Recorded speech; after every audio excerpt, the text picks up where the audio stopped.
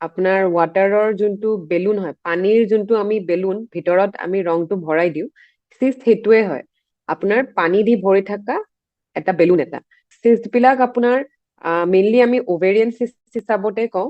তো আপোনাৰ যোনটো ওভেৰি হয় তাতে চিষ্টটো তাতে সৰু সৰু সৰু সৰু চিষ্ট হৈ যাব পাৰে। এতিয়া চিষ্টটো আপোনাৰ নৰ্মেলিও মাহে মাহে হয়, আৰু কেতিয়াবা সেই চিষ্টটো বেয়াৰ কেঞ্চাৰৰ পিনেও যাব পাৰে। তো মেইনলি আমি চিষ্ট নৰ্মেল হিচাপত আপোনাক বুজাব গ'লে এইটো আপোনাৰ পানী দি ভৰা বেলুনটো যে পানী দি ভৰা থাকে সেইটোৱে চিষ্ট হয়। এতিয়া চিষ্ট যোনটো হয় ওভেৰিয়ান চিষ্ট সেইটো ডিফাৰেণ্ট আপোনাৰ বেলেগ বেলেগ প্ৰকাৰৰ হ'ব পাৰে। তাৰপৰা যোনবিলাক নৰ্মেল চিষ্ট হয় সেইটো আপোনাৰ মাহেকীয়া প্ৰত্যেক মাহে মাহে যেতিয়া হয়, তো নৰ্মেলিও আমাৰ ওভেৰিত চিষ্ট বিলাক হয়। মানে আপোনাৰ মাহেকীয়া হোৱাৰ আগতে এটা চিষ্ট থাকে, সেই চিষ্টটোৰ ভিতৰতে যোনটো ওভেৰি নৰ্মেলি আপোনাৰ হৰমন খিনি প্ৰডিউচ কৰে, ওভেৰিয়ে মাহেকীয়াৰ খিনি কৈ যায়, সেইটো নৰ্মেল চিষ্ট হয়। তো এভৰি মহিলাৰ প্ৰত্যেক মাহত সৰু সৰু চিষ্ট হয়, কিন্তু সেই চিষ্ট বিলাক যেতিয়া আপোনাৰ ধৰি লওক মাহেকীয়াটো নহয়, ব্লাডটো উল্টা জমা হৈ যায়, তো সেইটো এটা টাইপৰ চিষ্ট ফৰ্ম হয়, সেইটোক আপোনাৰ এণ্ডোমেট্ৰিয়টিক চিষ্ট বুলি কয়। তো আপোনাৰ এণ্ডোমেট্ৰিয়টিক চিষ্ট এবিধ টাইপ আছে, সেই আৰু এবিধ আছে আপোনাৰ পিচিঅডি। পিচিঅডি মানে গোটেই ওভেৰিটোত নৰ্মেল ধৰি লওক মাহে মাহে এটা চিষ্ট হয়। সেই পিচিঅডি পেচেণ্টটোৰ মাহেকীয়াটো নহয়, নহয় পেলাই তাইৰ গোটেই ওভেৰিটোত 12টা কি 13টা তাতকে আৰু বেছি চিষ্ট হৈ যাব পাৰে। সৰু সৰু চিষ্ট দি পেলাই গোটেই ওভেৰিটো ভৰি যায়, সেইটো হ'ল আপোনাৰ পিচিঅডিৰ চিষ্ট আছে। এবিধ হ'ল এণ্ডোমেট্ৰিয়টিক চিষ্ট।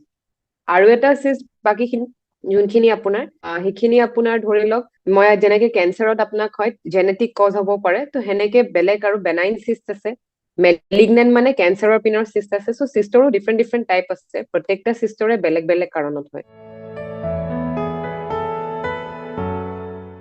এতিয়া আপোনাৰ কিছুমান চিষ্ট আছে যেনেকে আপোনাৰ চিম্পল চিষ্ট হয়, কিছুমান চিম্পল চিষ্টত এনেকে পানীটো ফ্লুইডটো জমা হৈ থাকে, লাহে লাহে চিষ্টটো চাইজটো বাঢ়ি বাঢ়ি গৈ থাকিলে এদিন ফুটি যাব পাৰে। তো সেই চিষ্টটো যদি ফুটি যায়, সেই মমেণ্টৰ পেচেণ্টৰ বহুত বেছি বিষ হ'ব, মানে এক্সট্ৰিম পেইন হ'ব। তো সেনেকে পেচেণ্টৰ ইমিডিয়েটলি আমাৰ চাৰ্জাৰী লাগে। নহয় বা যোনটো চিষ্ট আছে ওভেৰিত, তো সেইটো যদি লাহে লাহে ডাঙৰ হৈ থাকে পাক খাই যাব পাৰে। ওভেৰিটো আমাৰ ইউট্ৰাছৰ লগত লাগি থাকে, তো চিষ্টটো যদি ডাঙৰ হৈ যায়, তো গোটেইখিনি বস্তু পাক খাই গলে ব্লাড খিনি জমি যাব। ব্লাড খিনি জমি গলে আপোনাৰ সেইটোতো এক্সট্ৰিম পেইন হিচাপত প্ৰেজেন্ট কৰিব পাৰে। কেতিয়াবা চিষ্ট বিলাক ইমান ডাঙৰ হৈ যায় যে আপোনাৰ প্ৰেগনেঞ্চি যেনেকে হয়, চিষ্টটো সিমানখিনি ডাঙৰ চাইজো হৈ যাব পাৰে, সেইটো এটা হ'ব পাৰে। নহয় বা কিছুমান চিষ্ট থাকে যোনবিলাকে নিজে নিজে হৰমন প্ৰডিউচ কৰাও ষ্টাৰ্ট কৰে, ওভেৰিয়ে তাৰ যোনখিনি হৰমন কৰিও আছে চিষ্টেও নিজে নিজে কৰি আছে। তো সেইবিলাক কৰাৰ কাৰণে বডিত আৰু ডিফাৰেণ্ট ডিফাৰেণ্ট এবনৰ্মেলিটিজো আহিব পাৰে।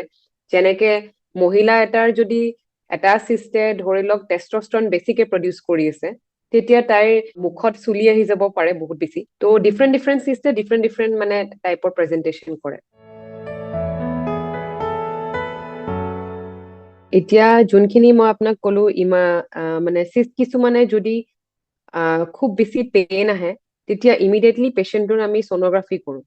আল্ট্ৰাচাউণ্ডত আজিকালি চিষ্টৰ কিমান চাইজ, তাৰ ৱালটো কেনেকে বহুত মোটা হয় নে পাতলা হয়, চিষ্টটোৰ ওভেৰিকে বহুত দূৰত আছে কি না ওভেৰিতে গোটেই পাক খাই আছে, নহয় বা চিষ্টটোৰ ভিতৰতে খালি পানীটো জমা হৈ আছে, নে ব্লাড একেলগে ব্লাডৰ লগত আৰু বেয়া বস্তু কিবা জমা হৈ থাকিব পাৰে।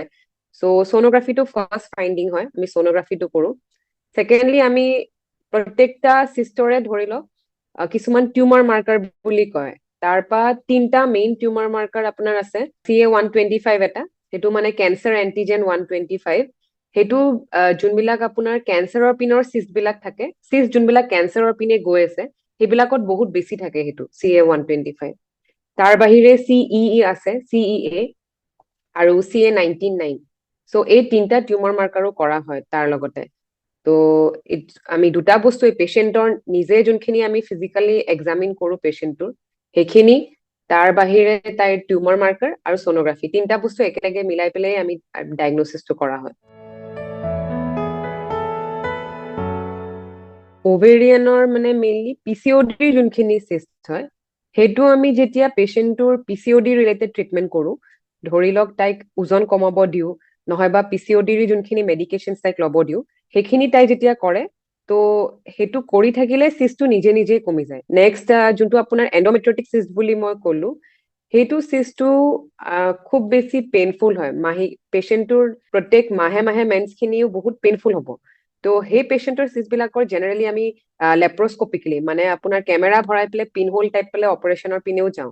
তাৰ বাহিৰে যোনবিলাক চিম্পল চিষ্ট হয় মানে আপোনাৰ টিউমাৰ মাৰ্কাৰ আমি কৰোতে নৰ্মেল পাইছো, আলছনোগ্ৰাফিটো আমি চিম্পল চিষ্টৰ পিনে পাইছো, সেইবিলাক আমি আপ টু 8 চেণ্টিমিটাৰ, যদি পেচেণ্টৰ একো প্ৰব্লেম হোৱা নাই, আপ টু 8 চেণ্টিমিটাৰ আমি অবজাৰ্ভ কৰিব পাৰো।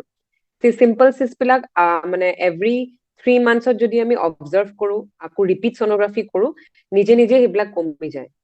কিন্তু যদি পেচেণ্টটোৰ চিম্পমেটিক হয়, বহুত বেছি পেইন হৈছে, পেচেণ্টটোৰ আপোনাৰ ধৰি লওক কিছুমান চিষ্টে পাক খাই গলে অভেৰীৰ টেষ্টটো কমি যায়, পাক খাই গলে ব্লাড ভেচেলছ খিনি পাক খাই গলে টেষ্টটো কমি গলে সেইবিলাক ইমিডিয়েট চাৰ্জাৰীয়ে লাগে। কিন্তু যদি নৰ্মেল চিষ্ট হয় আমি অবজাৰ্ভে কৰিব পাৰিম, আপ টু 8 চেণ্টিমিটাৰ আৰামছে অবজাৰ্ভ কৰিব পাৰিম।